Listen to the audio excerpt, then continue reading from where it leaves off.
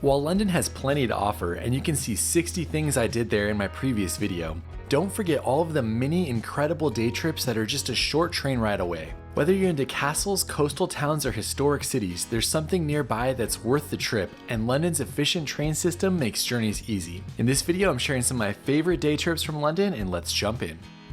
Windsor makes for one of the easiest and most impressive day trips from London. Home to the oldest and largest occupied castle in the world, Windsor Castle is still an official residence of the king. You can tour the lavish state apartments, explore St. George's Chapel, and see the changing of the guard. The town itself is charming too, with riverside walks and plenty of cozy pubs. It's an easy ride from Paddington Station and a great day trip in London.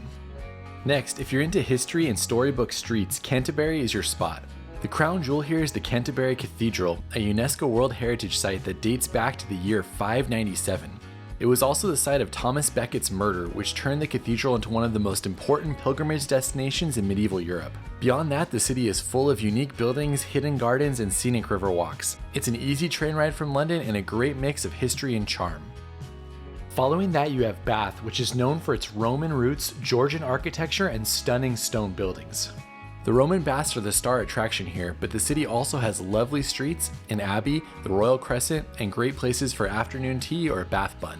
Jane Austen fans will also love it, as she lived here and even wrote about it. It's a longer ride from London at around 90 minutes by train, but it's one of the most popular day trips from London after Oxford.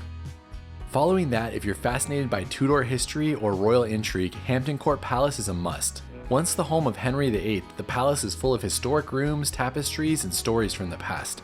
Don't miss the massive kitchens or the famous hedge maze, and be sure to check out the playground if you're there with kids.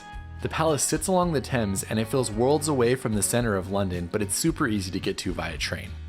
After that, we have Kew Gardens, which is a dream day trip for those interested in nature, architecture, or photography. This massive botanical garden features greenhouses, treetop walkways, and a diverse array of plants from around the world. You can easily spend hours walking through palm houses and seeing lily ponds, or just relaxing at the benches near the lawns. It's also a UNESCO World Heritage Site and home to historic buildings such as the Pagoda and the Kew Palace. You can be there in under an hour from the city. Next up, Brighton is a classic British seaside town with a funky and creative twist. You got a pebble beach, a historic pier, and plenty of independent shops and vintage finds. The Royal Pavilion is one of the most distinctive buildings in England, boasting a unique blend of architectural influences. There are also great cafes, art galleries to explore, and of course the seaside charm. It's about an hour from London by train, and it feels like a proper day out. Next up, if you want rolling green hills, picture-perfect villages, and a slower pace, check out the Cotswolds. Here you'll find stone cottages, farmers markets, and cozy tea rooms in towns like Burton-on-the-Water and Moreton-in-Marsh. It feels like walking into the English countryside version of a fairy tale. While it's definitely easier by car, it's possible to visit a few towns by train. Or you can also book guided day trips that handle all the logistics if that's your thing. It's peaceful, photogenic, and a total contrast to the city's buzz. Following that, Stonehenge is one of the most famous prehistoric sites in the world and a bucket list destination for many. The massive standing stones are still a mystery, and their exact purpose and construction continues to spark debates among historians and archaeologists.